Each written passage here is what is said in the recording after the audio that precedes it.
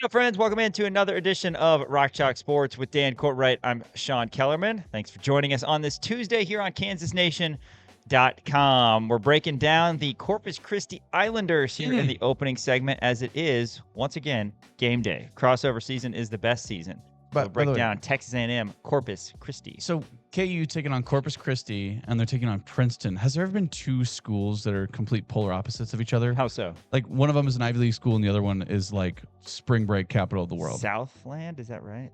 Maybe? Southland Conference. I mean, people go to Corpus Christi to like party, right? I mean, we should know Corpus Christi's conference probably. There's Southland Conference. But Southland, yes, South. Good for you. That's awesome. Nailed it. It's huge. Yes, it is a 12 big. other teams in the Southland. Texas sorry? Southern.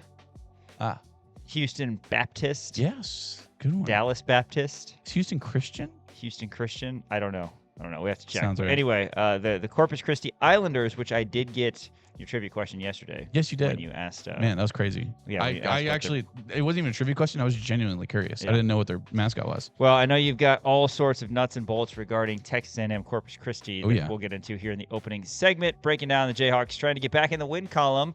As we need to get back in the win column, period, after a tough weekend. We're going to hear from the two-time national champion Bill Self next segment as he talks a little bit about Corpus Christi, but mainly about his guys, as you would expect in yesterday's press conference. After that, KU soccer. Yeah. Big story right now. Huge. We heard from Lexi Watts, Caroline Castens, and Nate Lee yesterday after the selection show. Dan and I were able to be over there at Fog Allen Fieldhouse and saw the reaction of the ladies. Of course, it seems like we're always in the last region announced, right? I mean, it's like you're there, but until you see your name, there's just a little bit of tension, right? There's a little bit of tension in that room, even though you knew KU was going to be like not only just in, but a 3 or 4 seed, but just a little tense. Yeah, a little tense. And Kansas knew they were sitting kind of on that 3 line, and I actually have a great video of it. Their North Carolina got in as an at-large. North Carolina, if you know anything about women's college soccer, they're like the greatest women's college soccer program in history. They have like 22 national titles. They got in as an at-large. They're a tough team, and they were playing against a 3 seed. Right. And when they announced it was Tennessee, all of the girls were like, "Whee!" Yeah. Oh, man. Dodged a bullet there. Yeah, so, at large, a disappointing season, right, for UNC soccer? Yes. I mean, because, they're not ranked. But, yeah, like you said, any program with that type of pedigree, there's going to be a little bit of extra concern. So instead, KU soccer gets Cal Baptist. Luckily, one of our guests is a known Cal Baptist insider. Yeah, His fanatic, name is Henry Greenstein, KUSports.com and the Lawrence Journal-World. He can tell you pretty much everything you need to know about California schools, athletics. We know that he hails from the Golden State, and he'll have all sorts of information on the Cal Baptist. Cal Baptist Tigers. I'm going to play it safe. They are the what? The Lancers. Lancers. Shout out to Shawnee Mission East. Man, my dad went to Shawnee Mission East. You know that? Did he? Yeah. Wow. Oh my God. Shout out to the Lancers. Your dad Cal and Henry Baptist. Greenstein could have a great one-on-one. Oh yeah. Regarding talking all things Lancers. All things Cal Baptist soccer and the Lancers as an athletic program. I never would have guessed that, and I'm disappointed in myself. I usually know most of the mascots, but anyway, we'll talk KU soccer at the end of this hour, and then Dan, we have a top 10 Tuesday. That's right. I'm glad you said it's a very special top 10, Sean. I'm doing my top 10 red flags in a relationship. I thought this was going to be a fun one. Top 10 red flags. I have a couple. So, like, I thought of this idea a while ago, and I was like, oh, I could do red flags, green flags, beige flags, yellow. Cream colored. Yeah, checkered flags, which means the relationship's over. That's hey, we got to fit in top 10 ways to enter a room at some point as well, because we're going to have a special guest on for that segment at some point down the line. Easton John will join us. The king of grand entrances. Yes, he will join us for our top 10 ways to enter a room at some point down the line. But top 10 red flags in a relationship. We're going to hear from KU football players post-game, not to bring the vibe down at all, but tell us who we're hearing post-game the loss to Arizona. Yes, we'll hear from Jalon Daniels. He was made available to the media. He's always great with the media. Also going to get to meet Emmanuel Henderson at the podium for a little bit, and Jalen Todd, who had probably the biggest game of his life, but also you're going to look back at this game and think, man, if that holding call against Jalen Todd wouldn't happen, that game would be completely different. So still had a great game from Jalon Todd. But yeah, so it'll be really cool to hear from those guys. And then we're going to close out the show doing a little whip around, just kind of picking up the pieces from this weekend. A lot of KU talk, of course, on Rock Chalk Sports. That's what we do, but maybe some Monday Night Football talk, look around the NFL. Concern maybe game week for the Chiefs as they head to Mile High as the Broncos are. Where's your concern level at right now? For this game or for the season? Both. I mean, for this game, it's like 50%. Wow, dang. I mean, that's pretty high. I mean, Broncos are good. They are. What about they for were the season? Terrible against the Raiders. Season. I'm a little bit more the Chiefs do not have that much. They don't have that many more tests. Yeah, they have a good stretch down the having to face end. the Broncos twice, but this game feels like a flip of the outlook of the season, right? Sure. If you lose, you're 5-5, and you're still like, well, we're probably going to get in the playoffs still because we have Mahomes. But if you win, you're 6-4, and now you're thinking seed line again, right? Also, how about Buffalo?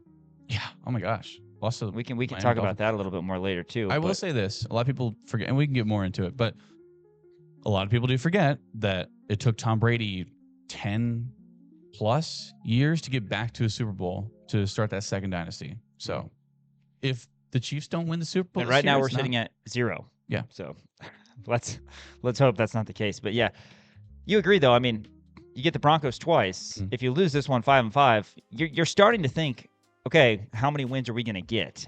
And is that going to be enough for the playoffs? Again, I don't think you're panicking per se, but 5-5 is not what we're used to. But if you win, it's like, okay, how do we win the AFC West again? Because we have a good schedule down the road. So it's a big game. It is absolutely a huge game. And I think this is a pivotal game for us because, like, the Broncos look good. Bo Nix is fantastic. They're winning games, man, and they're a very solid team. And this could be the first time since TikTok was invented that the Kansas City Chiefs might not win the AFC West, which, if they don't, it's going to be okay. Like, that's the thing. It's like, we still have Patrick Mahomes. If the Chiefs get in as a wild card, I still like Patrick Mahomes in the playoffs. Time and time again, he's proven us wrong. Yeah. Well, I'm looking at the standings now, and I mean, there's 3 8-win teams. Chiefs are at 5. Not everybody's played the same amount of games, but Chiefs have also lost head-to-head to. Yeah. Chiefs got to make the playoffs first. They got to make the playoffs first, but I mean, at this point, you're still thinking, like, it's in the back of your head, like, they might not even make the playoffs. I feel like, so what is it? Today's the 11th of November. The 27th is Thanksgiving, so we've got 3 games in the next 16 days, and I mean, that's going to pretty much tell you where you're at. I really think this Broncos game is the most important game on the schedule, and that's coach speak. Yes. The next game's most important. But we have the Colts at home after that. Yeah. Colts are one of those 8-win teams. They're 8-2. But after that, you're at the Cowboys on Thanksgiving, right, which is, I mean, Chiefs will probably be favored, but not by more than like 3 or 4, right? So, yeah, not a lot. So who knows? But we'll have a better idea on the outlook of things. But yeah, the Colts, along with the Broncos and the Patriots, are 8-win teams. I don't think a lot of people had that. Hey, by the way, before we get into Corpus Christi talk, I'm shocked that you didn't tell me Happy Edmund Fitzgerald Day yesterday. What does that mean? So I'm out of the loop on that. Elijah knows. It's a classic song, "The Wreck of the Edmund Fitzgerald." Do you know the song? If I heard it, I probably would. Who's it by? I believe it is by, I don't know. Lyrics. Okay, it's by Gordon Lightfoot. That's right, Gordon Lightfoot. Yes, which I believe is Mitch Lightfoot's brother. Yes. So I'll give you the quick rundown. The gales of November came early, and they were wondering, where does the love of God go whenever the waves turn them in its towers, right? So I guess they had to take like 26 tons of some kind of mill scale from Wisconsin over to the other side of Lake Michigan, I believe, or it was Lake Superior, and the Edmund Fitzgerald sank in one of the Great Lakes 50 years ago yesterday. Wow. It's one of the more heartbreaking songs I've ever heard. Shout out to all the Lightfoots in the world. Shout out. Yes, everybody who's light-footed out there. Dan, tell us about Texas A&M Corpus Christi as KU is 1-1. This is a week where KU really needs to respectfully work on themselves. You got to end up 3-1 at the end of this week. Yes. But it starts with the Islanders tonight, who Bill Self said yesterday they could have beaten SMU. Yeah, no, I mean, look, they're 1-2 right now. They beat Trinity 83-56. They were not a good team. Then they played at SMU, only lost to SMU 69-58, which I mean, you're looking at SMU, ACC, ACC legends SMU. They're not a bad program either, right? That's still P5. They're still a good program. Texas A&M Corpus Christi is, that they're probably looking at that like, hey, this is a chance for us to go in there and prove some people wrong. And they lost by 11, but they had a chance to win it with about 5 minutes left. So it was really a close game. Then they wound up losing to Tarleton State 85-77. I have some stats for you. Sheldon Williams, not the Sheldon Williams from Duke, Yes. who played 25 years ago. Different Right. Sheldon Williams. He's their best player by far. He's averaging 15.7 points per game and 11 rebounds per game. He plays a power forward. He is electric. Actually, he plays a center, I believe. Well, they kind of have like a too big kind of front down there. Sheldon Williams is unbelievably good. The matchup is going to be difficult for sure. He's 6'8", so he's shorter than Flory. He's shorter than Bryson. I believe I guess he's taller than Trey White, right?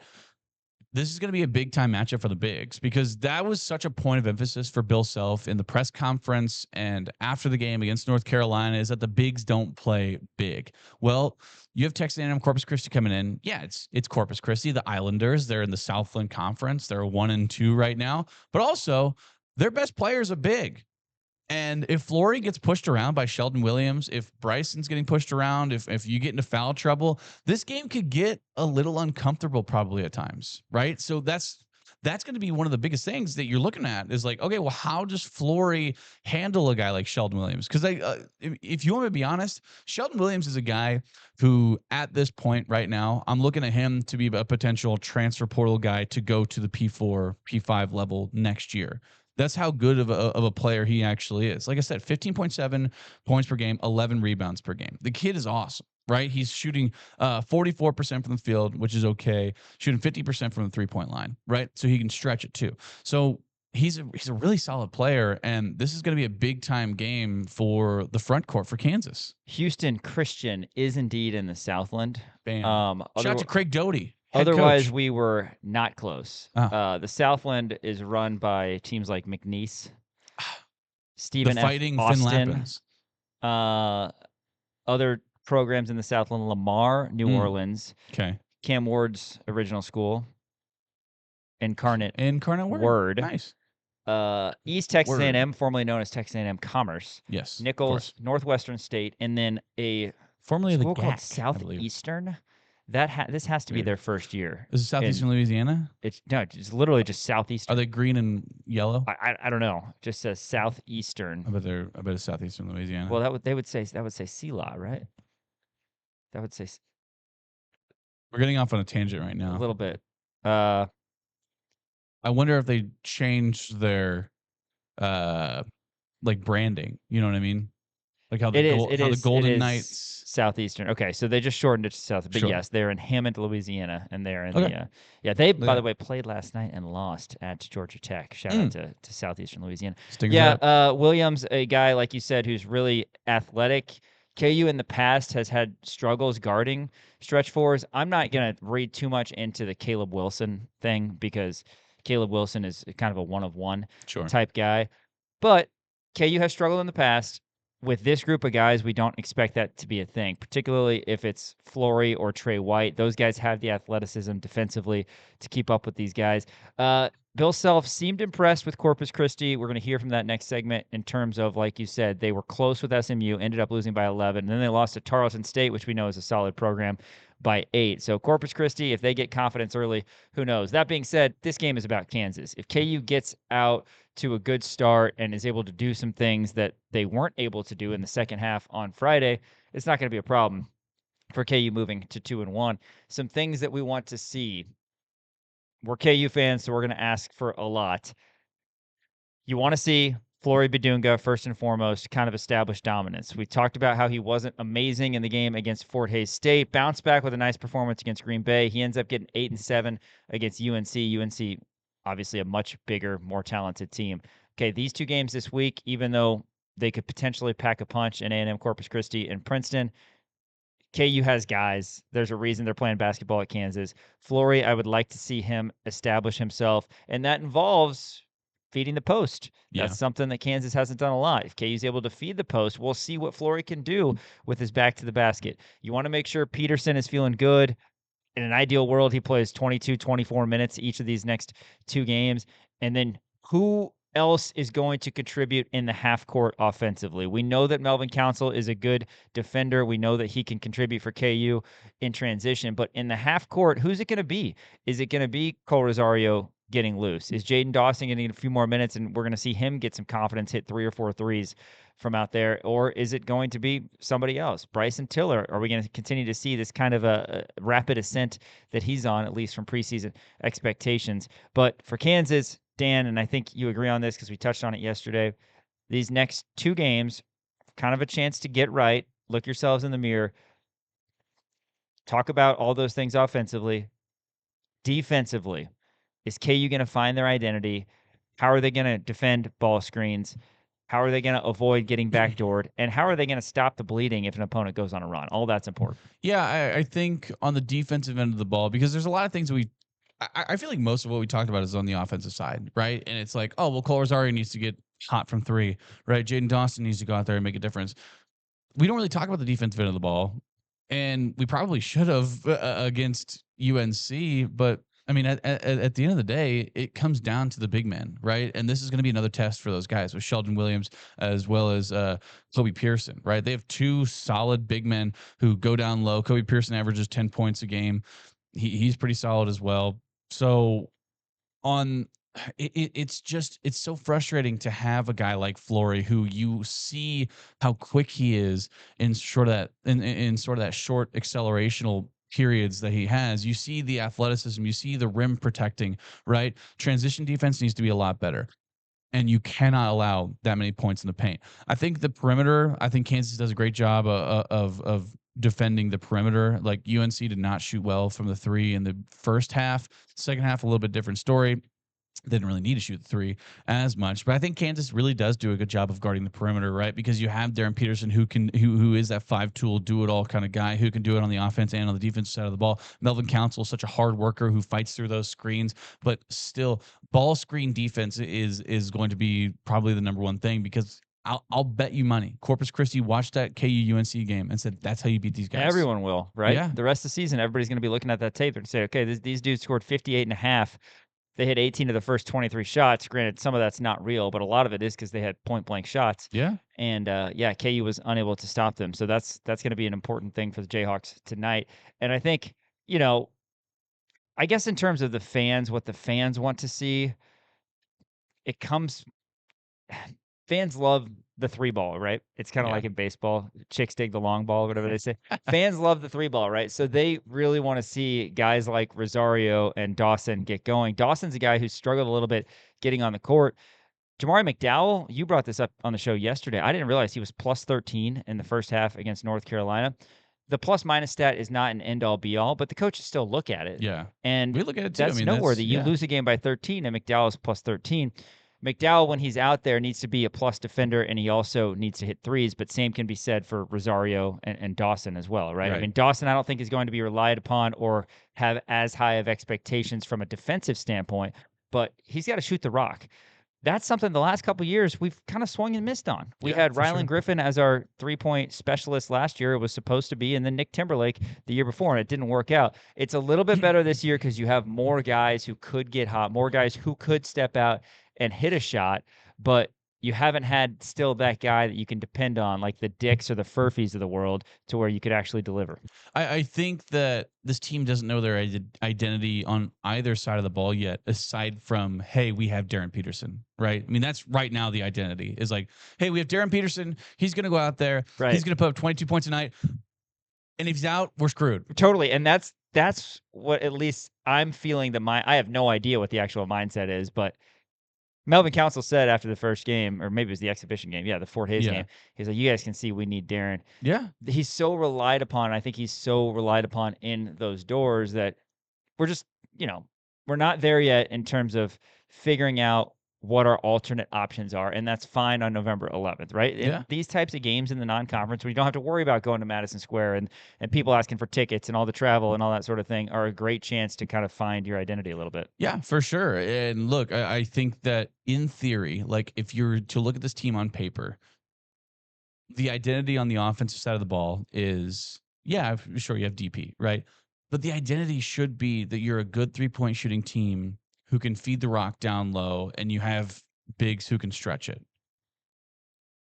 We haven't seen any of that, right? Bryson Tiller went 4 for 4 from the three. That's great, right? We haven't seen a lot of really good 3-point shooting aside from Darren Peterson, right? Cole Rosario is supposed to be a 3-point shooter, the kind of do-it-all guy, but you at the end of the day, you're really relying on him to be, a 3-point threat. Not there. Jaden Dawson, you're relying on him to be a 3-point threat. Not there. Hadn't been able to get on the court. Hadn't been able to get on the court at all, right? So you don't know your identity on the offensive side of the ball, and then whatever your offensive identity is can impact your defensive identity, because if you're making all those threes, you don't, really have to, I don't know, keep on playing catch up, I guess, right? You can extend that. But like also if you find your defensive identity as well as, hey, we protect the rim and, get better on ball screens, really good 3-point defense, which I think that we have, but the bigs just do not play big enough. Right now, that's your defensive identity right now.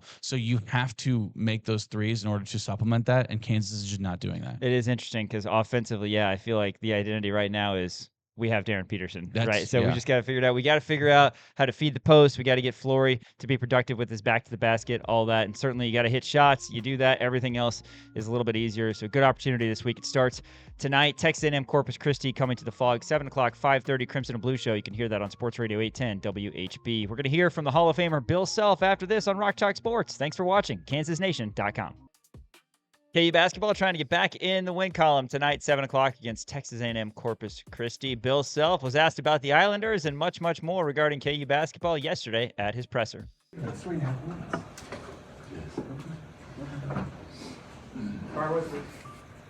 Hi, guys. Shay, why don't you lead it off? Elmarko just talked to us, and I know you guys gave up 58 points in the second half, and they said that Carolina ran like some of the same sets. Is that stuff that they recognize, or is that, did you see anything that jumped out? Yeah, well, they ran a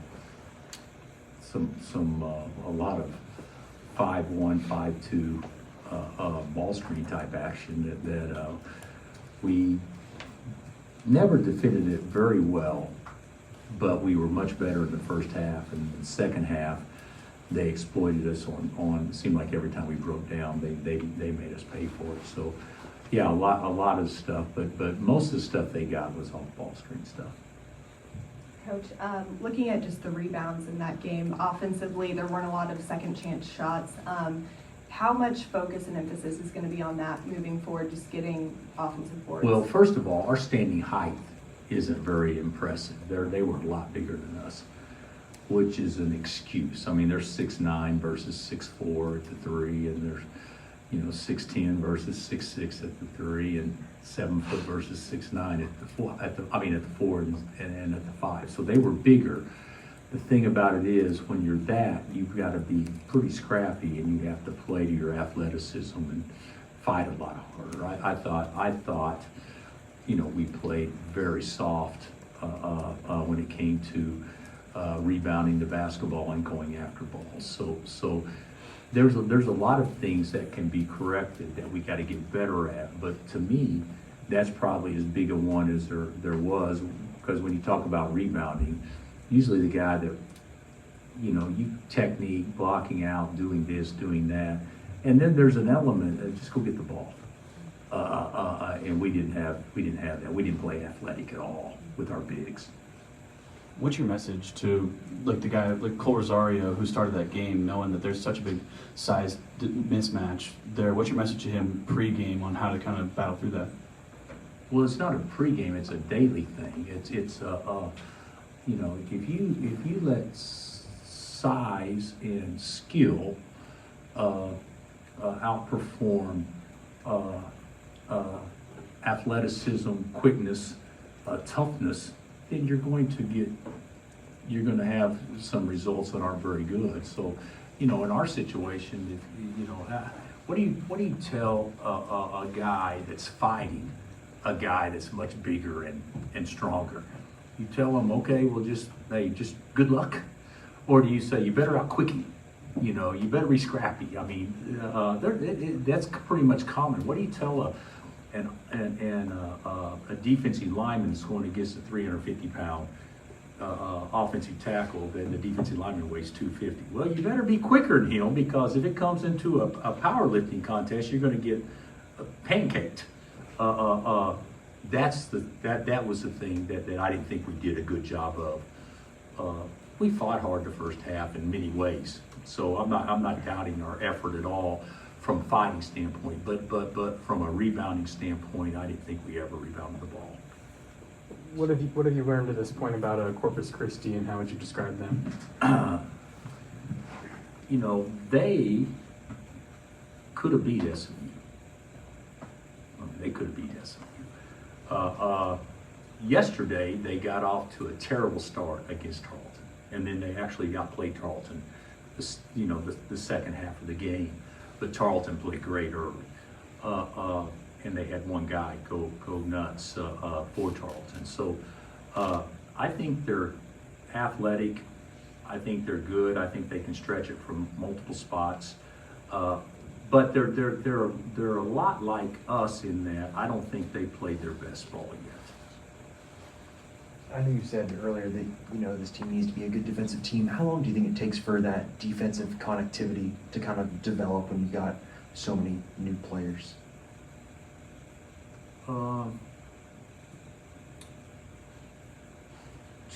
To have an identity, which I think that's kind of what you're saying. Weeks. And rebounding is part of that identity defensively, so those are good questions. But it's not something that you just, hey, we're going to work on defense today, and we're going to be better tomorrow. And that's not something that you're building blocks daily. And then, if you keep building enough blocks or whatever, by a certain period of time, you're going to be much improved, and there'll be a noticeable difference. I look at our playing our man before he catches it. I look at our communication on switches. I look at our hedges when we're not switching on ball screens. There's a lot of things that I thought was weak and soft, in large part because I think we got fatigued. I mean, we were tired. That was a game that when things turned in the second half and there's 10 minutes left and we're down 6, there's not that much gas left in the tank in many ways. We lost all momentum and then, had some guys play some major minutes. So I actually think, and Carolina plays at a pretty good pace, obviously. So I think that, those things all go into it, but we just got to get our closeouts. So our stances on closeouts. Are we allowing straight line drives? Are we sound the last 10 seconds of the shot clock and not bail them out? There's a lot of things that you can say, well, we'll just get better at this, but you have to actually practice it and stuff. So I still think we're weeks away from being where we hope to be, but that doesn't mean we can't be a lot better daily. Because I don't know how you guys felt, but that start of the second half, they were great, but we didn't guard them. With Elmarko, when he's out there as kind of the primary ball handler, what are you hoping to see from him when he's in that role? I don't know that he'll be in the role a lot as the primary handler. I see him being in the game most of the time when either Darren or Melvin's in the game with him. So they kind of would be more what I see. But I see him as a guy that needs to be an easy play kind of guy. Marco is he goes through a checklist. He'll come off a ball screen and this is my first read, this is my second read, this is my third read, and then he'll decide who he's going to throw it to after he makes all the reads. He does it. It's not quite as instinctive as it will be. And I think a lot of that is took a year off. But I think he's going to get there. I love his athleticism, and he should be terrific defensively.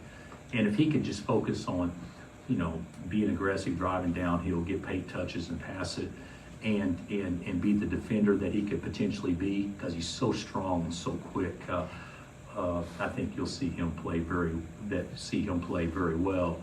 And with that very well means making more shots because he's worried about the things that are most important anyway. This team's obviously still new to you and to each other in a lot of ways. When it turns like that, at the start of that second half, when Carolina starts to make their run, who do you look to out there to calm it down? Disappointing. We haven't been in that situation yet. That's one thing about controlling the game against Louisville. We weren't in that situation. I thought it was disappointing because the way that we tried to come back wasn't a collective effort. It was more individual effort, not by shooting the ball, but by I got to make a play, or somebody else is guarding him, so I don't have to be in strong help, or my positioning defensively doesn't mean as much. I didn't think it was a collective effort that, hey, this is who we are, this is what we got to do, and we're going to all do it together right now. I saw it more as now we tried, but I saw it more as, well, I need to go do this, or I need to go do that, and I really never accomplished much. And there's no 10-point plays. But I thought when we had to have great possessions, guys, it's under 10 in a 6-point game. But when we had to have great possessions, I thought that we failed on those possessions on both ends. And then, given how early in the season that game was, you just mentioned you're weeks away maybe from being quite where you want to be. Was there something that went wrong where you thought, yeah, that probably should have gone wrong? We're not there yet in this area. Is there one of those areas that stands out, or too many? Well, first of all, Carolina was really good, and they're really big, and they played very well, and they shot it lights out the second half. With all that being said, the thing I've told our guys, and I really believe this is true, until we become an execution team, which we're a ways away from doing, then, gosh, Nate, we better be the tougher, more scrappy team all the time. If we get 70% of the 50-50 balls and there's 10, well, there's 4 more possessions to score that they don't have. So you make up the difference in those type of situations. But we ran about 8 different sets, which we executed 0 right. So we're not an execution team yet. Is that surprising? No, not really. So we better be a try-hard, tough team. And we weren't that. That's the biggest thing that I think that, and if we correct that, to the point about the defense, if we correct that, you can make mistakes and they're camouflaged because you got guys flying around and playing to athletic ability and whatever. There's times in football, I bet you, that a cornerback can't guard a wide out and he can get torched and is wide open. But the outside edge rusher puts so much pressure on the quarterback that he doesn't quite see him. Now, does that mean your defensive backfield defense is fantastic? Or does it mean, no, the dude saved us right there? And we didn't have any of that saving stuff right there because we weren't the more athletic, the more aggressive team. I don't know if you guys kind of saw the same thing, but that's kind of what I saw watching it. And that was a beautiful football analogy. Bill, obviously it's early, but I just get your thoughts on who do you think, is there a specific player that you want to be a second option, or do you think it's going to be an assortment of guys that will kind of step up depending on the game? I think it'll probably be, right now, I think it'd be assortment of guys. Who I'd love for it to be is Floyd. Floyd's got to be able to throw the ball to him and get fouled and do some different things. And we actually started the game off by throwing it to him. And then we got away from it, and then he hesitated when he caught it some. in that stuff. But I think it should be by committee. But because guys, what I could envision, you're going to have one guy that's going to score, be our leading scorer and score the majority of the points, and then you're going to have 4 or 5 or 6 other guys that are all capable of scoring between 8 and 15. Pretty good, but I see it being different guys. Yeah, and kind of going over what you were talking about before, is it more of he needs to be aggressive from the get-go like he was in the first game? Obviously, different quality of opponent there, but is it just him making an effort to, okay, give me the ball, let me go to work, or is it just him being more comfortable with, okay, let it come to me and they'll feed it to me? Good point. We're not good post feeders yet, but we will get there. So he's open more than we throw it to him. Okay, so we can be better at that. That's not on him. The thing that Flory is more than anything else is a game-changing, quick twitch athlete. Well, that's what he is more than anything else. So if we're going to get totally mesmerized on him on his points, we're not looking at how he can actually help our team the most. He is a game-changing athlete.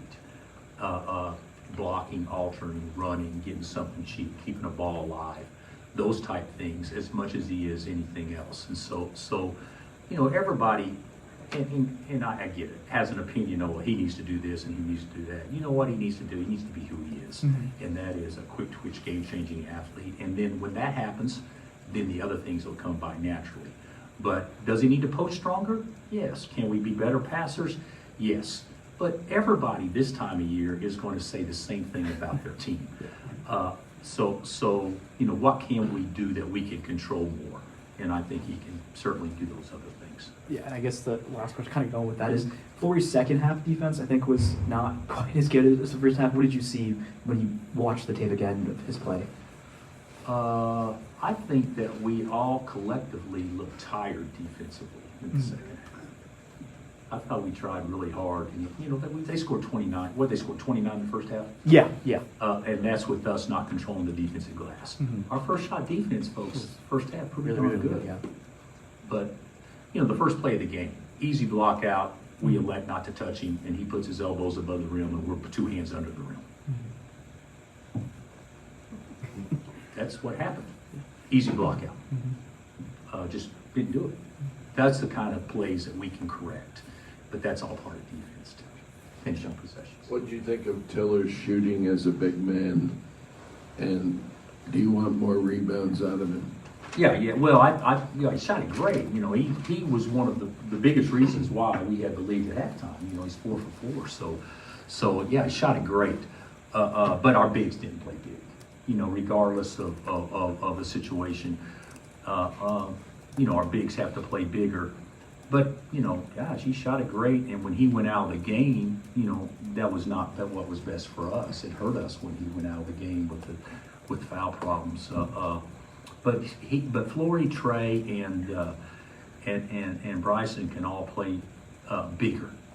And I think they would all agree. I'm not talking negative at all. They would all agree. And we need to play bigger because, guys, that was 6'4" against 6'9" at the 3. There were some things where they had some obvious size advantages. So we need our biggest guys, regardless of how big they are, to play big. What's the status of the cramping issue with Darren and the health of the team overall? I don't think it's bad. Everybody's practiced the last 2 days, and so I haven't been overly concerned with that. Darren's situation, I thought he got through the game pretty well for the most part. There at the very end, I took him out just for precautionary reasons. But I don't see a major issue moving forward. I think even before the season started, Darren said he wanted to get better at playing off the ball. I'm wondering how much of an asset can it be for you guys if you're able to use him in that capacity as well? Well, we have to, because you guys saw how Trimble guarded, and we're not going to go against a better athlete. from a strength standpoint, a speed standpoint. We may go up against some comparable ones, but he's a very impressive athlete and did a great job on Darren. Even with that being said, the dude gets 22 on 14 shots. We have to do a better job of screening for him, and that's something that we certainly have emphasized and tried to emphasize, because we have been a team of not recognizing probably what we need to do to free him, because if he's freed, he'll make plays for others too, and we gotta trust that, and I didn't think we did a good job of that the other night at all, because they didn't switch, they just put him on him and said, no help, just guard him. So he can do better, but we can also do a better job of screening for him and throwing him the ball when he is open. And he can do a better job of getting others open too, because they're not going to help. Anything else? Thanks, Coach. That's head coach Bill Self yesterday previewing Texas A&M Corpus Christi tonight at 7 o'clock. After this, let's talk KU soccer as they are heading back to the NCAA tournament. This will be their 11th appearance. That's next on Rock Chalk Sports, KansasNation.com. Welcome back to Rock Chalk Sports. KU soccer, their 11th NCAA tournament. They're going to be taking on Cal Baptist Friday at 6 o'clock at Rock Chalk Park. Make sure you get your tickets if you have not done so. Yeah, we're going to hear from Nate Lee actually a little bit later in the show today, but now we're going to talk a little KU football, wrapping up a disappointing Saturday in Tucson as the Hawks fell to Arizona. You've had another night's sleep to soak on. I have. What are your feelings right now? The same. I mean, time heals all wounds. It does. Right? So you can focus a little bit more on the positives. Yes, I can focus more on the positives, and I'm looking at the, okay, well, you got the bye week to figure everything out, and hopefully this is the bye week where they finally figure everything out. And I don't know, it sucks, obviously. But I think, nothing has really changed in terms of the way that I'm looking at this game. There was more things on the player side, like you were talking about yesterday, where I think that, yes, there could have been a lot of things that could have been improved. But also I thought defensively, that was one of our best games of the year, aside from 2 drives total in that entire game. I thought defensively we looked outstanding.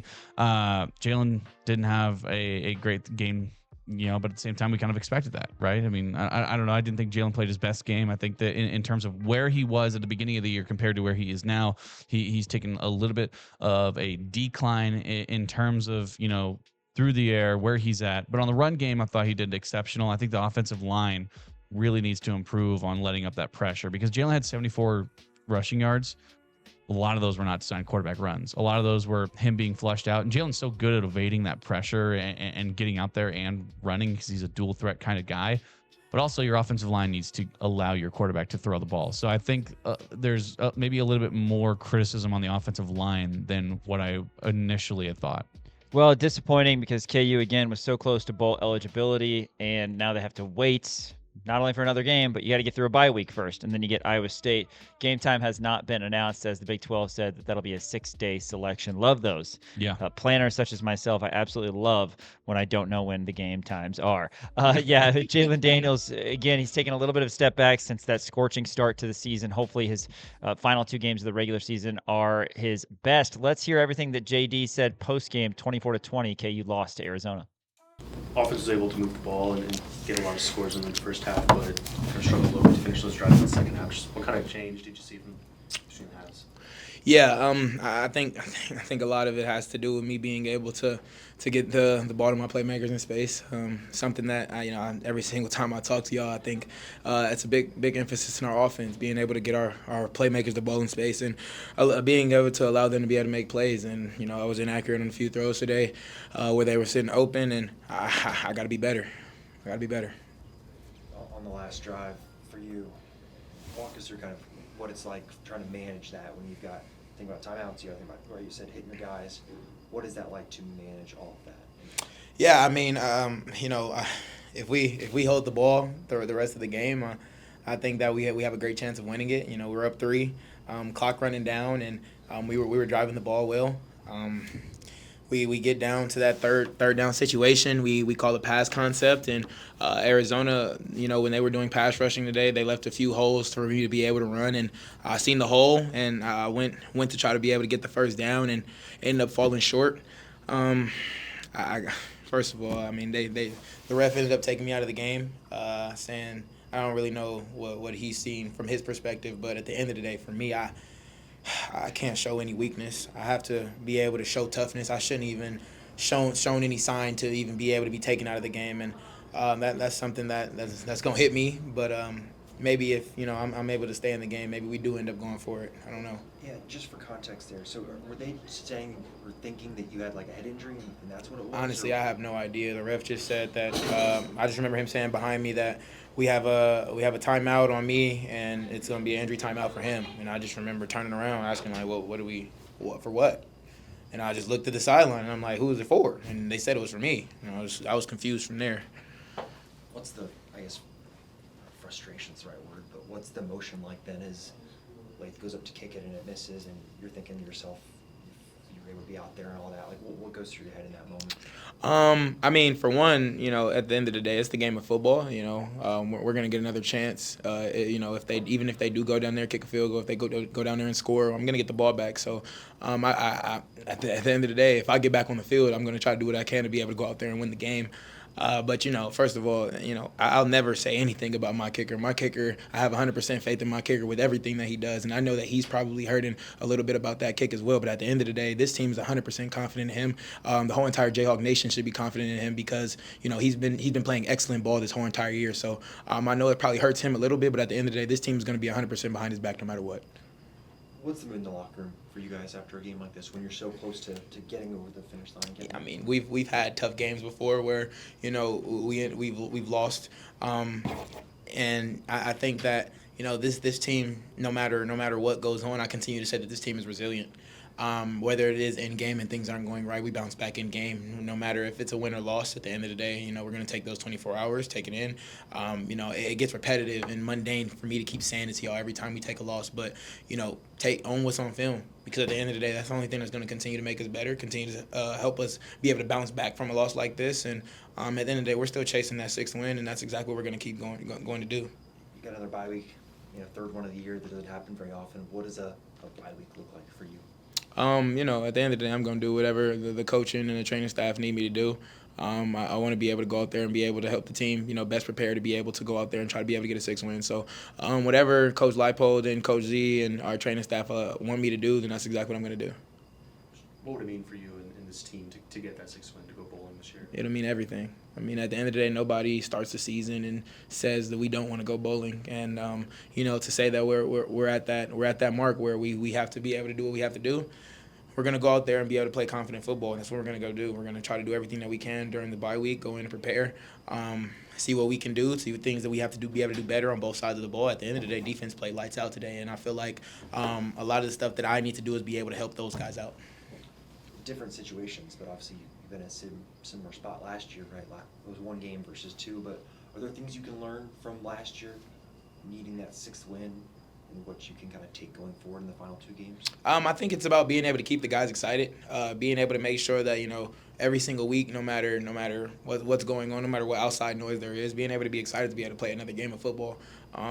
There's a lot of guys on this team who may be playing their last few games of college football, and I think when you think of it that way, especially for a guy like myself, you're happy to be able to go out there and be able to get another chance to play the game that you've been playing your whole entire life, and the game that you love to play, the game that you go out there and play every single Saturday, and be able to put it on the line for your brothers. So I think it's just about being able to keep the guys excited, keep the guys motivated, and making sure that we're coming in with the mindset to be able to continue to keep getting better. Kind of building off that, do you feel like a bye week really kind of allows that or helps that, where guys kind of reset, mentally, and kind of get back to that just excitement to go out and finish? Yeah, 100%. I think the main thing with a bye week is that it definitely helps mentally with a mental reset. But at the end of the day, I think it's a physical reset as well. Being able to let the body rest.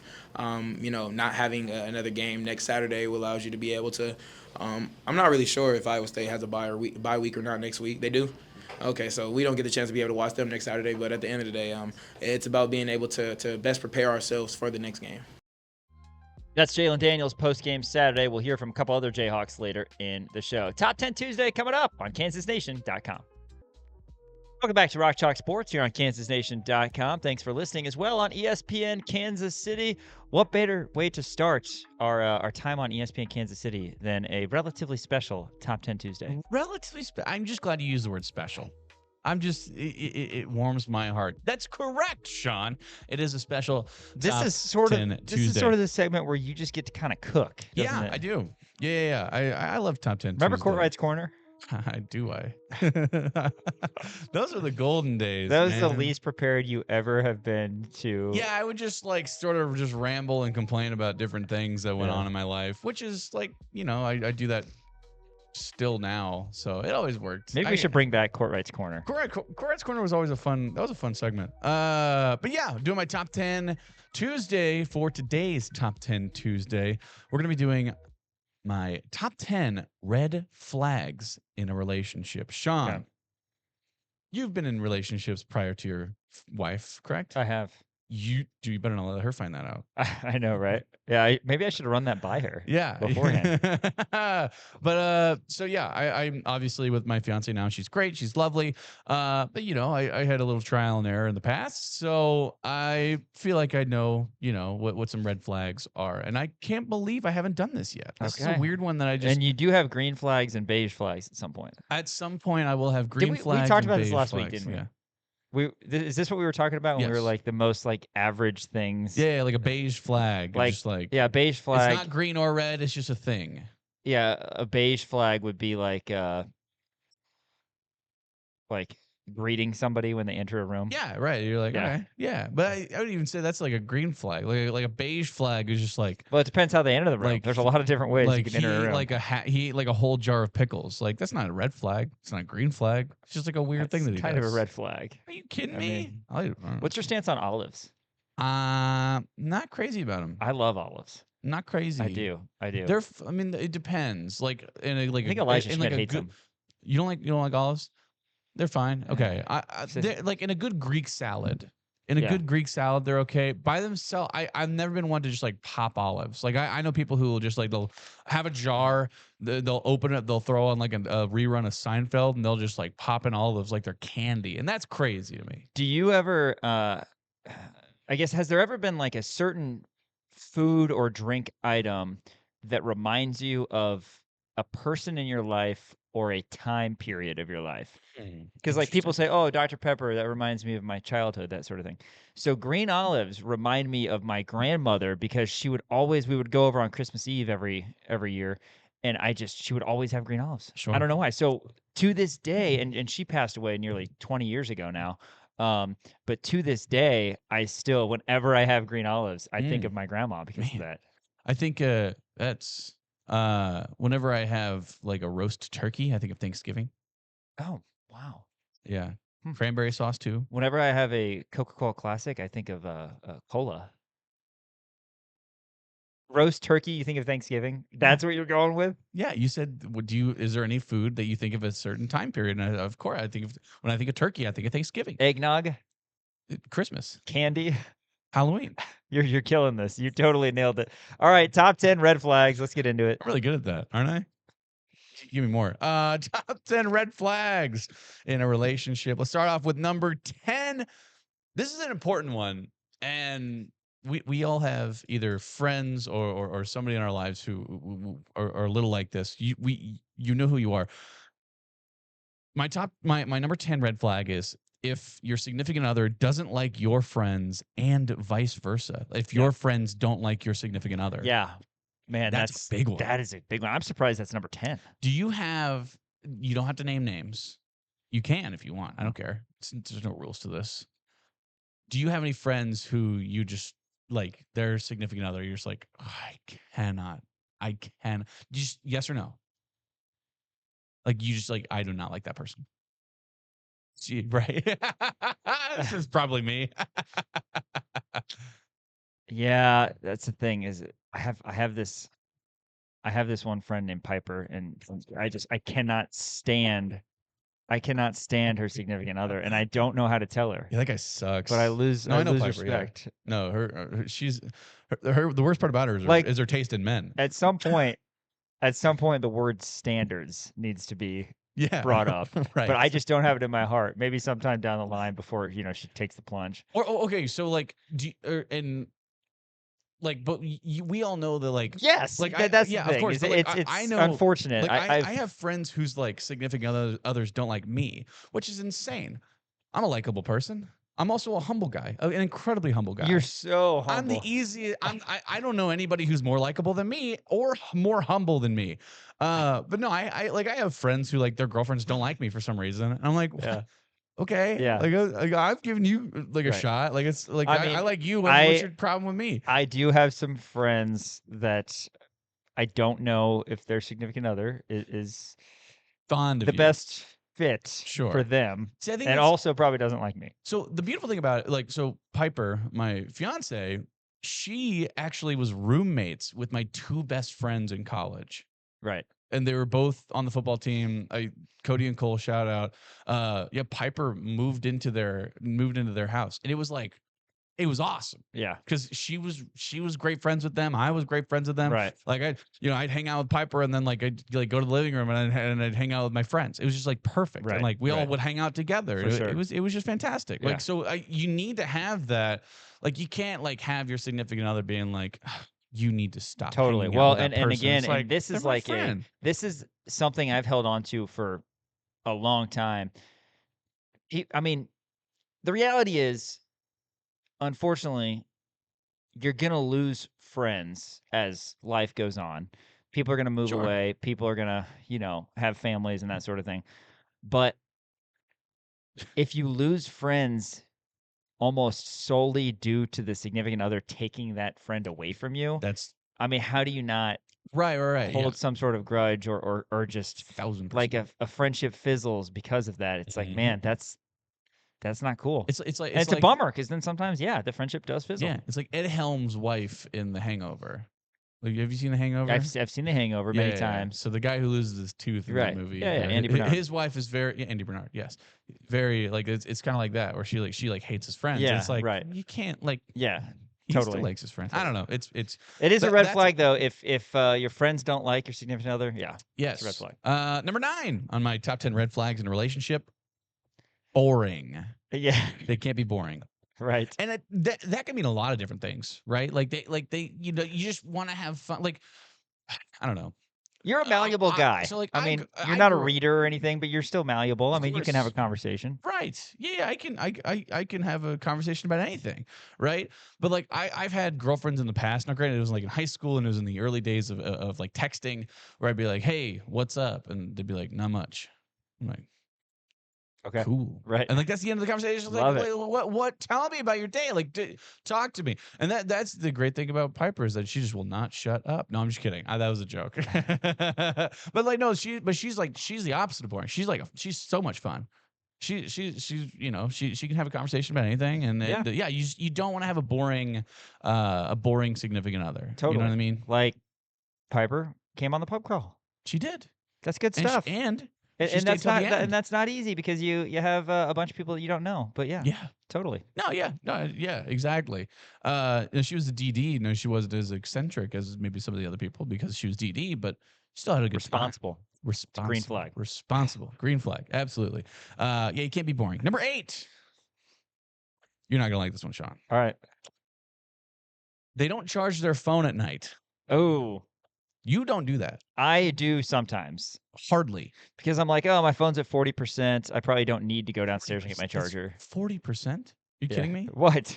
That's I just needed to get to the morning so that my alarm goes off so that I can get here and borrow your charger. yeah, I know. Every day there is like probably 2 to 3 times a week. Sean will walk in. I've gotten way better. at like 9 in the morning and be like, "Hey, my phone's at 3%. Can I use your charger?" How? How is that possible? I have gotten better recently. Yeah, sure. I feel like since we've come over to the new Kansas Nation studio, state of the art, by the way, State of the art. here on Mass Street. I've done a better job charging my phone Fair. overnight. Yeah, Now that's my fair. Razor, I don't No. know. Don't think. How do you think it looks? Oh, it was good. What I guard figured you it out. use? 7. That's not a 7. It's a 7, but That's I crazy. I think this You is have weird my hair. I think this is my my spot. Okay, What do you think? I like it. Maybe go. I was gonna say maybe go 5. I like that. I like No, I no, like a no, little. no, no. I like a little thicker, a little fuller. See, I'm fine having to do it a little bit more often. Sure. If it just because I mean you've seen like the disaster that I've had with razors in the past, where it's not like good. all of a sudden I'm baby faced and I had a guard on. I'm like, what just went wrong? Yeah. But no, it's a 7. So Okay. I feel decent about it. It's Nice. nice getting it charged up. Looks good. Looks good. But if you're significant, I don't know why I can't really put it into words. Weird. I can't really put it into words. If you don't charge your phone, I guess maybe it lacks responsibility. I guess maybe be. I just don't like it. Like I know plenty of Could people. come off as lazy. Yeah. Right. Exactly. I don't know. Just charge your damn phone. All right. Charge You your say damn so. phone at night. Number 7 on my top 10 red flags in a relationship. They don't laugh at any of my jokes. That's a big one.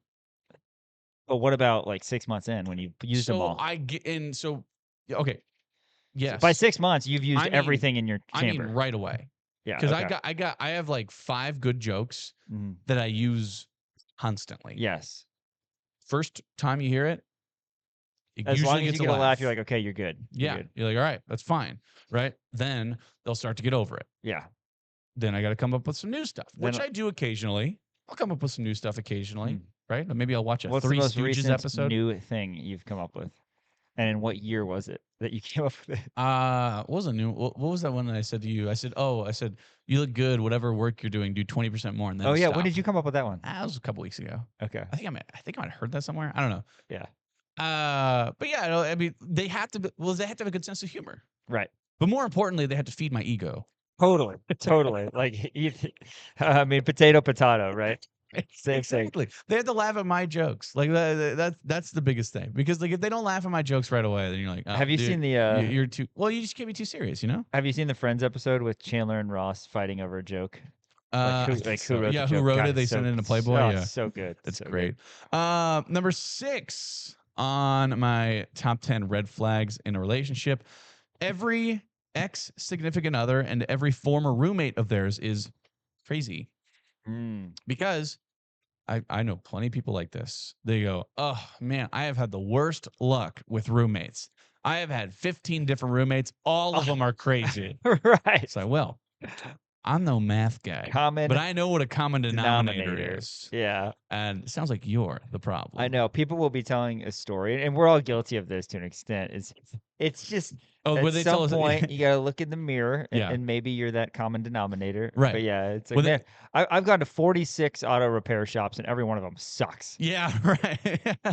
It's like maybe you're the problem Yeah, here. maybe you're the problem. Yeah, no, it's oh man, they kicked me out of that bar. I can't believe they did that. Right. I've been kicked out of the bar 20 times this year. Yeah. They hate me. It's like, well, I just got kicked out. I just got kicked out of a different bar both nights on the Right. same weekend. yeah, can you believe that? It's like, well, how are you acting? Right, You know what I mean? right. Yeah. Well, and like we've all this is also a good one too, is like whenever they're telling a story and then as the story progresses, you're increasingly aware that they're the bad guy in the story. Yeah, And you're like afraid to say anything. And you're like, that's right. kind of on their side. Yeah. You know what I mean? But yeah, no, we've all known those people. They're like, oh, I've had all of my exes are just crazy. Like I have had, I've gone through 20 different girlfriends or 20 different boyfriends, and all of them are crazy. All of my ex roommates are crazy, and you're like, it is tricky because when you're a friend in that scenario, it's like you want to listen and be a good friend. yeah, And you don't necessarily want to come off as, a word that we can't say. But we are on ESPN Kansas City now, right. But at the same time, like you got to be, I guess, devil's advocate at times, or just say, hey, I maybe suppose. find out a nice way to say maybe you're the problem. Maybe they have had maybe they have had bad luck, right? You know, But a good thing to do. If you get all of their ex roommates or exes into a room together and had a sit down, I think you'd really get to the bottom of what's going on there. Right. You Yeah, I know? think so. That's I always a think good idea. You get it, yeah, right. Yeah, absolutely. Number 5, my top 10 red flags in a relationship. Doesn't like sports. Yeah. That's a tough one. Piper loves basketball. She actually played college basketball, so it's great. football's not her thing, but she'll handle it. Like Right. I think I don't know. Yeah, that's kind of where Caitlin is. Caitlin played softball in high school, and Mhm. I know big baseball fan. She Yeah. had 1 year at Baylor, which I think I knew. I think I told you. What? Yeah, her first year she went to Baylor. Weird. I know, isn't it strange? I didn't know Anyway, that. she was on the Diamond Girls. They did something for Baylor baseball. I don't know. She's a baseball fan. I was Okay. like, oh my god, she likes baseball. That's awesome. Yeah. But she probably. I don't really know what her go-to sport is, but Do you know if basketball is, I don't think she quite understands football. Sure. Yeah. I think baseball and basketball, Which is a like, complicated game. I mean, yeah, I with like understand the imaginary yellow lines and the Yeah, I get it. illegal use of the hands. You're right. Yeah. Yeah. No, the worst thing I think is I've worked with people with this in the past, and I just know people who do this. The worst thing anybody says is the cringiest thing in the world, where they go, "Yay, sports ball!" Oh my god! And they're like watching football, and they go, "Hit a home run!" You're Yeah, like, okay. my oldest sister doesn't. You're too know much cool about to watch, sports. dude. Come on, like Yeah. it's okay, whatever. Like Just that's sports and ball. they It's like demeaning. That's what it is. Yes, it's very demeaning. Yeah, because that is the worst. That should be a red flag, because it's like they want to shame you for liking sports so much. Right? Yeah, you're like, you spend all your time watching a children's game. I'm like, yeah, because I have a childlike sense of whimsy. Yeah. You old hag. Right. You cold-hearted cynic. Yeah. I mean, the haters are gonna hate. Bottom line, no matter what we're talking about. Yeah, But that's a red flag. Yeah, 100%. Yeah. They shame you for liking sports. Like Piper, like she like like we were talking about, like she's not crazy about football, but she'll watch it. Yeah. Like she enjoys, she likes the pageantry, and she thinks it's fun, and she like I'll show her like a big play, like an awesome catch or something, and she'll be like, "That was awesome." I'm like, yeah, it was awesome. Right. Number 4 on my top 10 red flags in a relationship: they are mean to service workers. Oh man. Not horrible. / bad tippers. Ugh.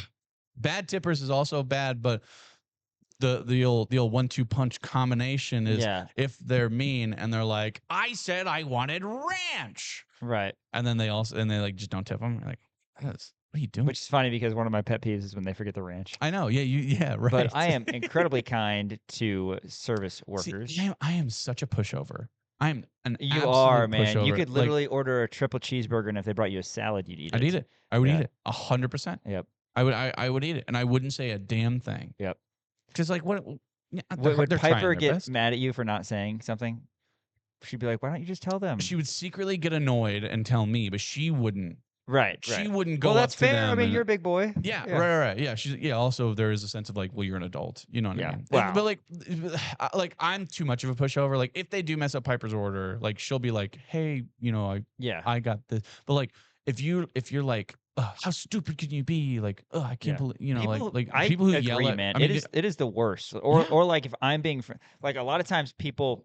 I worked at a country club. It's like 10 times worse. Well, I mean, they're the country club. Anyway, I, as you know, have spent some time in the service industry, as you have as well. Of course. Sometimes I'll go up and be like, "Hey guys, like, how's it going?" Like, no matter what type of day I'm having, you're not gonna tell. Like, I'm always gonna be positive. Yeah. And sometimes people will just give me like I'm like, okay, but I will say this: I will continue to give good service, but now that I'm getting old, I'm like, I'm not gonna pretend to be your best friend now. That's fair. Like, I'll get you your food. Yeah. I'll be good service, but like, if you're gonna give me one of those, You ever been snapped at? oh man, and That's the worst, right? You know what's up there? The empty cup, the shaking of the empty cup, That's horrible. or the. It's like, dude, I've got 400 tables right now. That's the thing. Oh, and it's like they're not even looking at you. They're still having their conversation, and they shake their cup. Yeah. Like this, like to get your So attention. And bad. they're like still conversating with the person there at the table. Ooh, that could have been bad. Yeah, that's horrible. That's worse. I don't know. Snapping is bad. I don't think I've been snapped at. So I was a bartender at a country club in college, and then I was a bartender at like a dive bar right after that. And there was a person, I'm not gonna name names, but she would like come in and like snap at me and be like super rude. But I was at the country club, so I couldn't really do anything. And then I started working at the dive bar. And she came in the dive bar and she snapped at me. And I said, "Look, lady," I was like, we're not at the country club anymore. You can't. Dan Courtwright? Yeah, did? I said you can't do that. Wow. I was like, you can't do that here, and I just didn't serve her all night. Wow. I was like, I'm not gonna do that. You push over yourself. You stood your ground. I also had a couple. I also had a couple shots of liquid courage Yeah, in me that's while fair. I was working at that dive bar. But Yeah. No, man, Whatever. that's just so the shaking of the cup when That's- it's like that's clearly tough. I'm gonna get to your spot. yeah, it's like That's, relax. You're fine. Number 3 on my top 10 red flags in a relationship. Owns a healing crystal. Are you Owns a familiar? healing Are you crystal. familiar with crystals? I know what a crystal is, if that's what you mean. Are you familiar with the healing aspects of crystals? I'm not. I'm glad you're not. So apparently, you can buy You can these get them on at- Etsy for $6. You can get them on Etsy. You can get them at Walmart, which is amazing to me, right? I mean, if they healed you, you would think this would be a much bigger thing. What do they? Yeah. What do they Here's do? the thing: every time I walk into a Walmart and I walk by the healing crystals, I don't feel anything.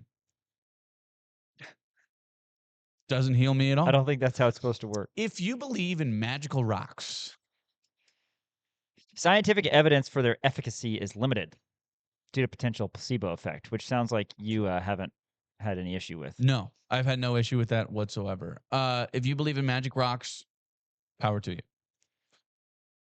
But I'm a man of science, and I refuse to believe that a rock you can buy on clearance at Walmart is going to make me happier by just having it in the room with me.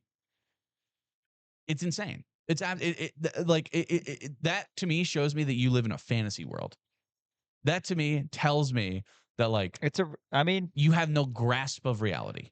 So somebody who wore a healing crystal or owned one is not your type, is the best way to put that. Absolutely correct. Yes. Which leads me into my number 2 on my top 10 red flags in a relationship. One and the same. If they believe in astrology, does your wife believe in astrology? Does she read her horoscope? No. Okay, that's good. I do think maybe she believes in ghosts. Maybe. Is that number 1? Does she have proof? I don't think so. Okay. Yeah, I'm not saying she's wrong. Astrology is not really my thing either. Absolutely not. You can't be like, What was worse is when they changed it 15 years ago. Right. They're like, oh, just kidding. Yeah. If you were born this day, you're actually not a whatever. You're like, oh my gosh, I'm such an Aquarius. You're like, what? Like the month you were born determines on whether or not you're. I am not happy surprised. I am not today. surprised that you're as much of a hater because that's just classic. I am a man of science. No, that's just what a classic Cancer move by you. It is. I mean, constant hater. You're a Cancer. That's what they do. Maybe I don't like it so much because I have the worst sounding one. Could be. Because I'm a Cancer, and that's like whenever you're. Because I remember figuring that out. Like my astrological sign, everybody's like, "Ooh, I'm a Leo. Ooh, I'm a Capricorn," and I was a Cancer. I was like, "What?" Okay, that's insane. Here's mine for today. Don't let emotions hold you back from moving forward with pride. The Leo quarter moon stirs up frenzies tonight, forcing you to get organized.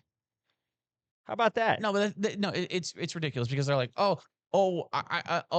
a happy and giggly and bubbly person because I'm an Aquarius. Like, you know who else was an Aquarius? Winston Churchill. He wasn't exactly the happy, bubbly guy. I don't even know if he was an Aquarius. Bottom line is, but like that's the thing. It's like there's billions of people out there. You expect me to believe that everybody who was born in the month of August is the exact same? Hey, if you're overly generous, be more selective of who you give your time and energy to. Here's the thing. Cancer today. All right, look, I'm getting off on a tangent. It's because Mercury's in retrograde. And right. That's on me, right? That's on me. If you believe in this mumbo jumbo magical bull crap, I have it's just that's the. I have a guess on your number 1. Do you think that the stars? I have a guess on your number 1 red flag. Whenever you're done, you want to say it at the same time? No. I want to show the camera what it is. You ready? Yes. Drum roll. Dan's number 1 red flag is the flag of Switzerland. That That's would be a good red classic flag. thing that you would do. Dude, That is a classic thing that you would do here. dude, I'm so glad you did that. So I was looking at red flags of countries. I'm sure you were. A lot of them are on my honorable mentions. Yeah. That's a great red flag. It is. But no. The number one red flag, and I couldn't leave this off. I just couldn't leave this off. The number one red flag in a relationship is if they're a Mizzou fan. Yeah. For sure. I thought you were going to say if they don't like watching 2016, 2017 Frank Mason Island. So that's on the honorable mentions. If they don't like watching I had a 2016, girlfriend 2017, who went to Mizzou. I did. Didn't last. was it Didn't like a nice gal. I can't imagine that's true. They're all bad people. They're horrible bad people. She's a nice gal, but then she went to Mizzou and it just didn't work out. Did it change her? Did she get more racist? I don't think so. Seems like something. I don't think so. But I wasn't necessarily on board with the decision. Sure. I chose to take my talents to Mount Oriad. Okay, fair enough. I do have a couple of honorable mentions. Switzerland, China's on there too. Another pretty good red flag. Yeah. I like the moon and the stars on that one. Yeah. And then pet snake. I don't like snakes. If you have a pet snake, that's fine. I don't think What that about says like a anything about pet- you. I don't like snakes. What about a pet like gerbil or hamster? Is that not a red flag? A beige flag? That's fine. More of a beige than anything. Beige flag. Shows they can take care of something, right? Okay. I just don't like snakes. That might be like one of my bigger fears. Yeah, snakes. I don't like snakes. Yeah. They give me the heebie-jeebies. Man. Well, I've seen that movie before. That's like a classic like sitcom trope is, somebody brings a pet snake to school and then all of a sudden they're like, "Oh yeah, here's my pet snake, Jeremy." And they pull it up in an empty case and they're like, "Where is he at?" And they go, "Oh no, he's loose in the school." Yeah. No, I can't do that. I'm not going to do that. That would actually scare me. Too. Of course it would. Not I be don't good want a with it. loose snake. Top 10 red flags, Thank you. courtesy of Dan Courtwright.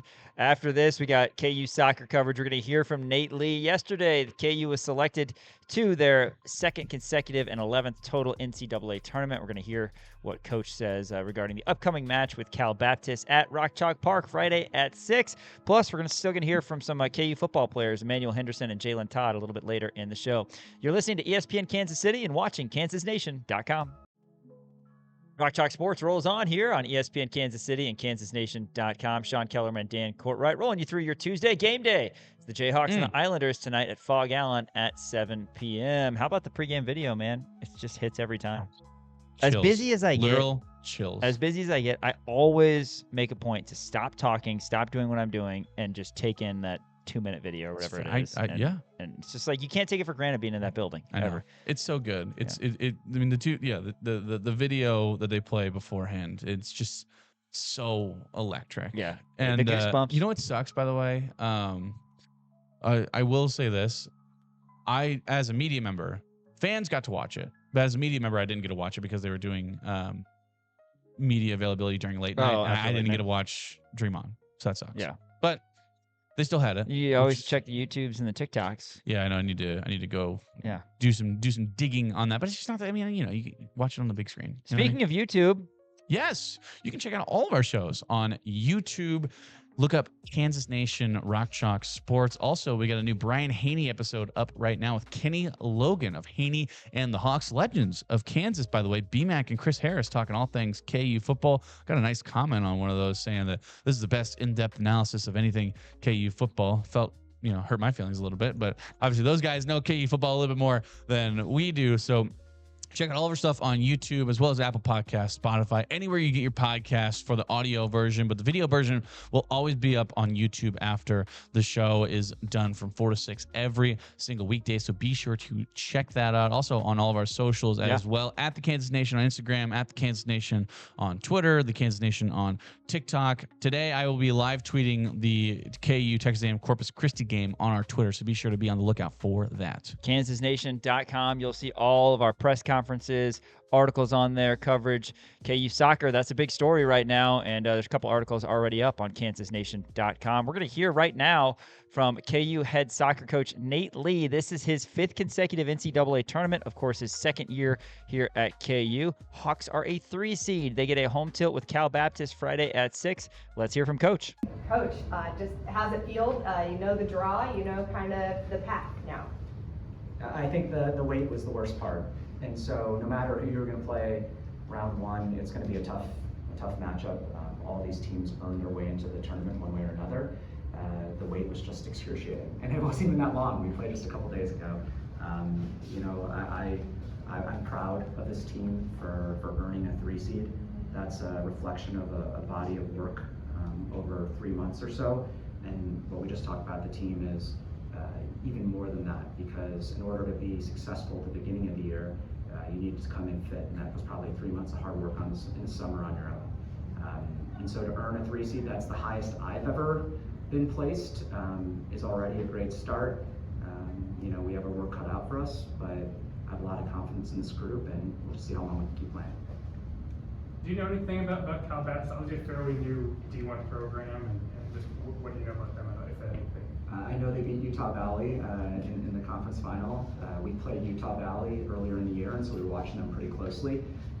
We went into our game, and Utah Valley was up 2-0, and then afterwards I was disappointed. I was sad from our own game, and I'm like, Utah Valley ended up winning. They're like, no, Cal Baptist came back and they won in PKs, and so haven't watched the film yet.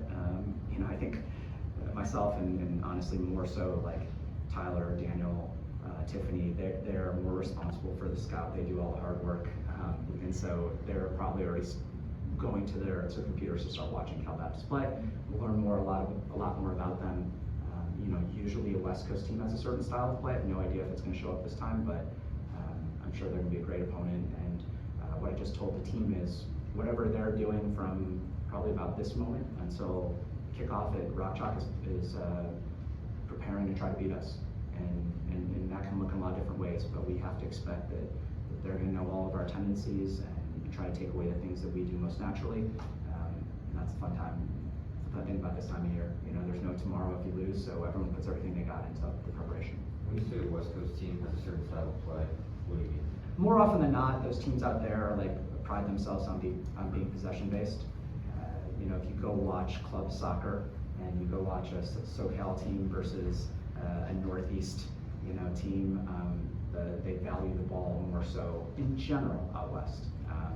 You know, the pace of play is a little bit slower, could be more deliberate, but like when we played some of those teams, that's not necessarily the case at team for team. It's a generalization. I think that would be unfair to put on that team right now. It seemed like last year, so much just joy to get in. Do you feel like it's different this year, whether that's because you're hosting or just because you've been there now, from your team, I guess? Yeah, I mean, I think, you know, day one when I was hired here, I put out that, like, I don't know how realistic it is, but we're going to try to get to the NCAA tournament year one. And I think, you know, maybe us as a coaching staff had more belief in that possibility than anyone else. And so, you know, when we got there, it was still so special and surprising the way it happened. But I think it was just a completely new experience for the team. I know just from having conversations with them that most of them, it wasn't on their radar, kind of how this all works. You know, whether it's the RPI, the selection, the seeding, the cadence of the games. And, you know, last year, we got thrown in the deep end a little bit. I think as we transitioned from last year to this year, one of our goals was to come back. And so from day one, that's something we were working toward. And, you know, I'm so proud and happy that we accomplished it. But I think the players, you know what's coming a little bit more. It's our first home match doing it. You know, I feel so disappointed sometimes I don't think we've played our best at Rock Chalk yet, and the fans keep coming out and supporting us, and I keep on wanting to give them that like hallmark performance.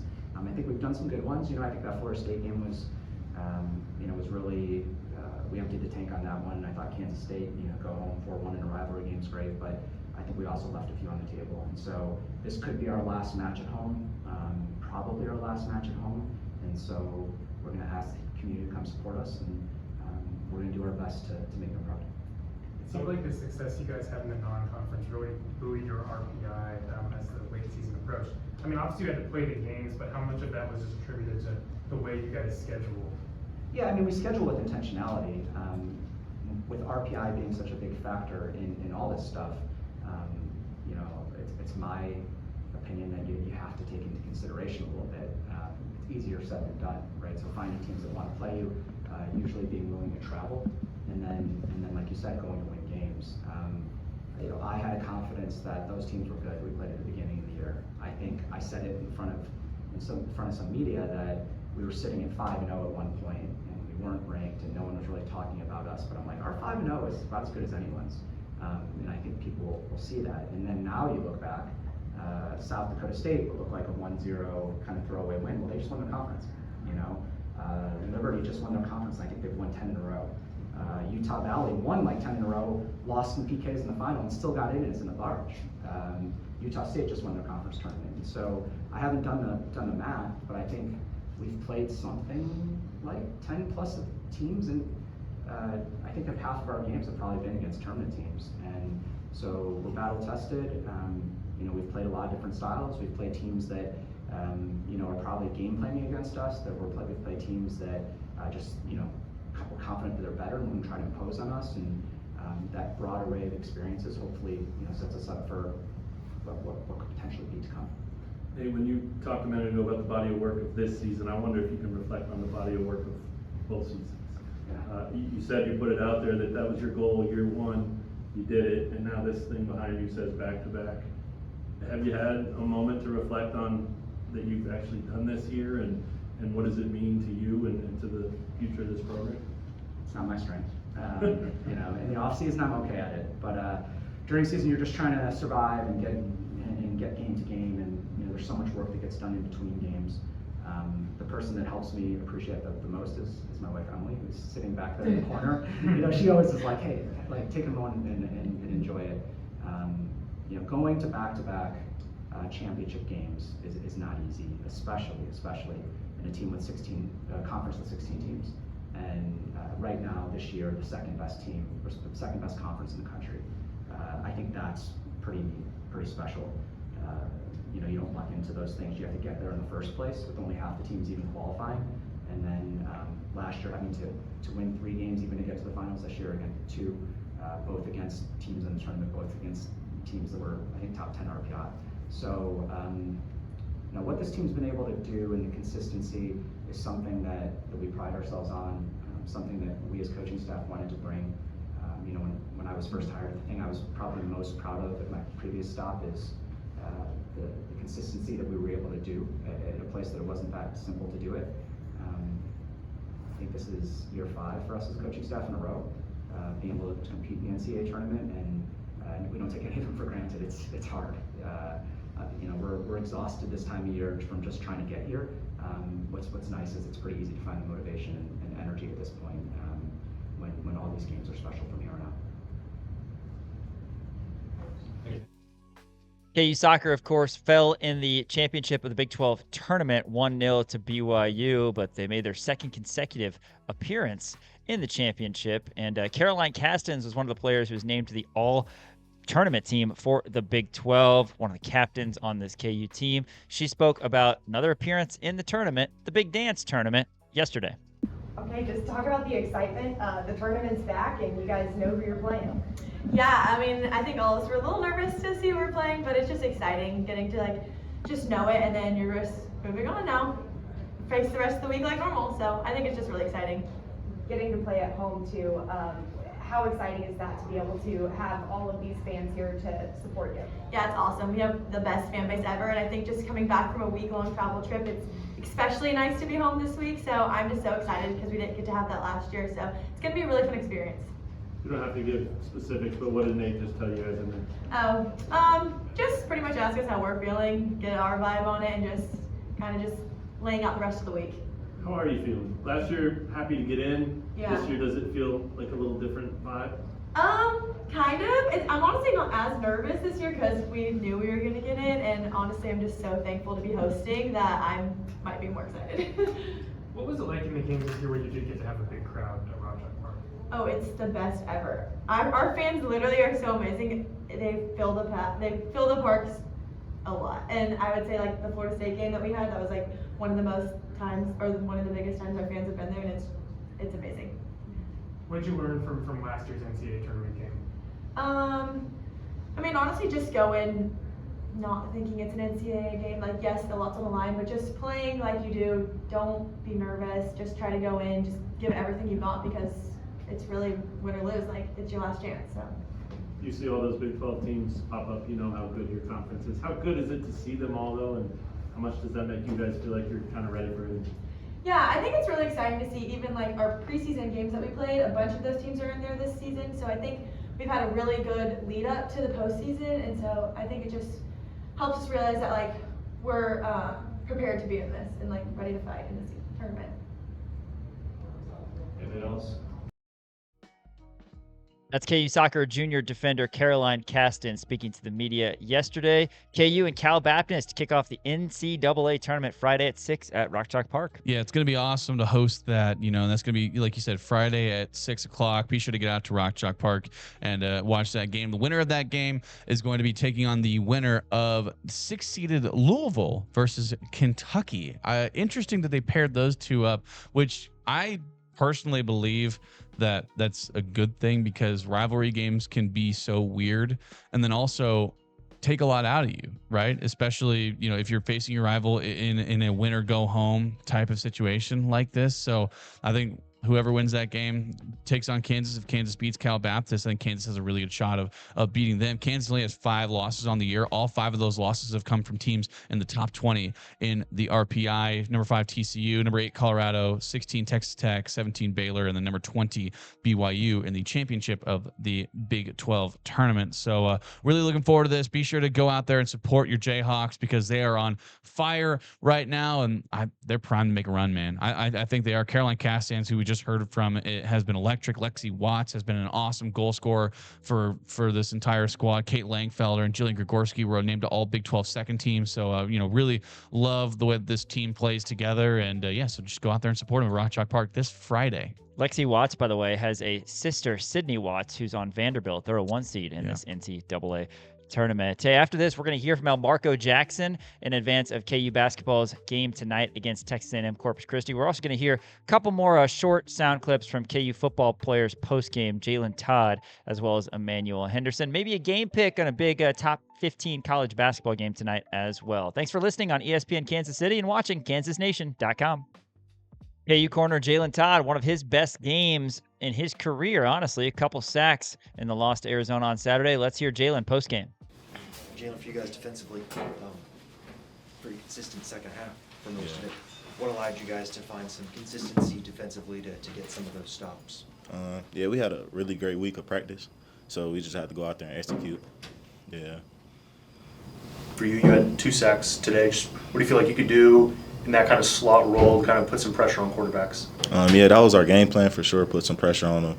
And it was just an unfortunate outcome for sure, but we just got to go out there next week or the week after next and get to a bowl game. When you get a sack like that or those sacks, how does it kind of rank or compare against a big PBU or a big INT, just getting a big play like that?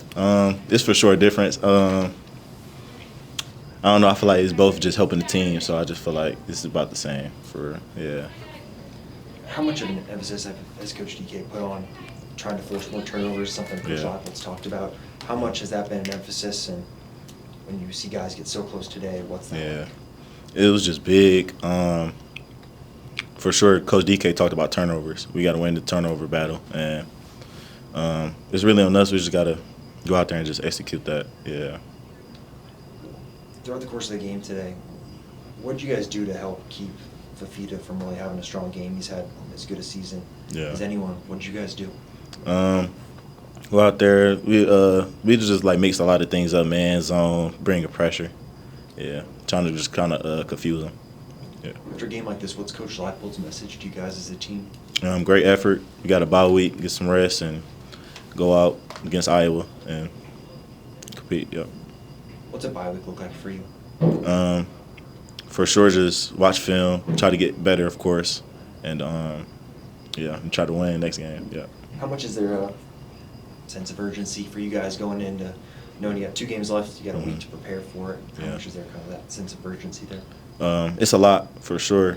I really want to get to a bowl game. Last year, we was unfortunate to not get in there, so this year I'm gonna try my best, and the whole team for sure get to a bowl game. You were playing a decent amount during that home stretch last year. Yeah. What are some things maybe you can draw from last year and coming up short in that situation and then trying to put it towards this year where then you can get over the hump? Just telling the guys, we just got to go out there. We got to just try our best. yeah, just can't leave no plays out there. That's KU football's Jalon Todd post-game. KU basketball back in action tonight against Texas A&M Corpus Christi. Let's hear from third-year player Elmarko Jackson.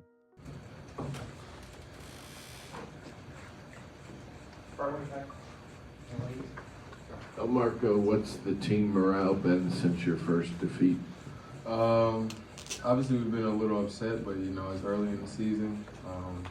Obviously, we watched the film, whole game with coach and the rest of the guys. So we're just staying, focused on the stuff that we messed up, so we don't make those same mistakes twice.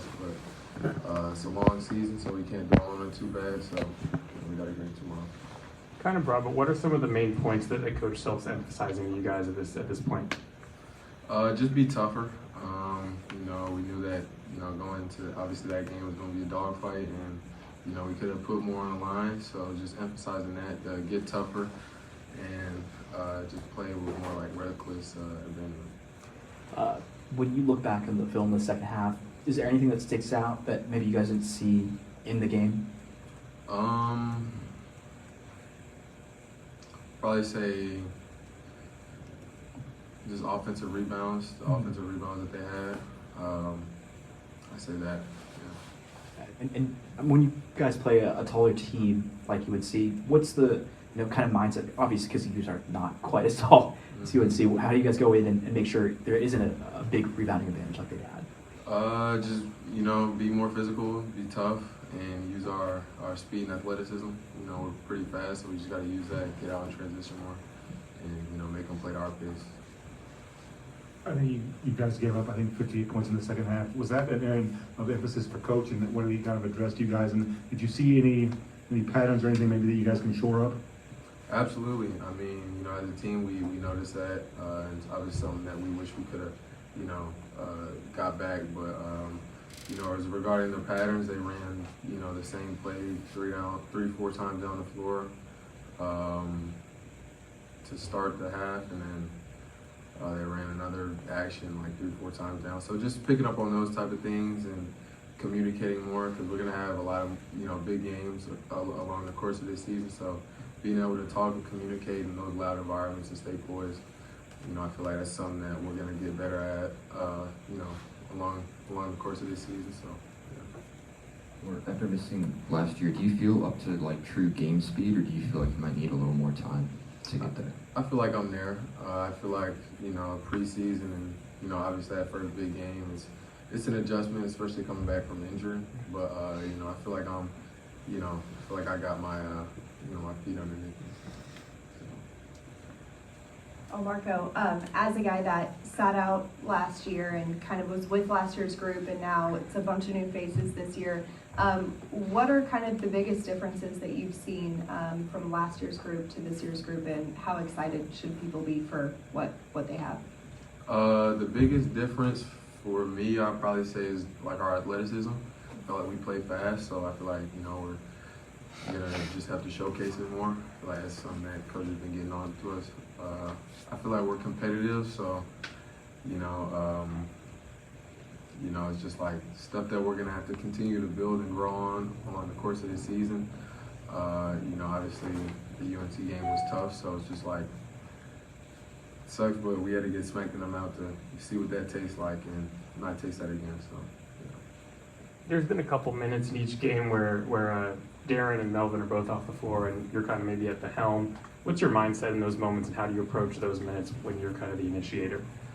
And that, I just talked to my coaches a lot about getting them on the third side and making sure we get a shot every time down the floor.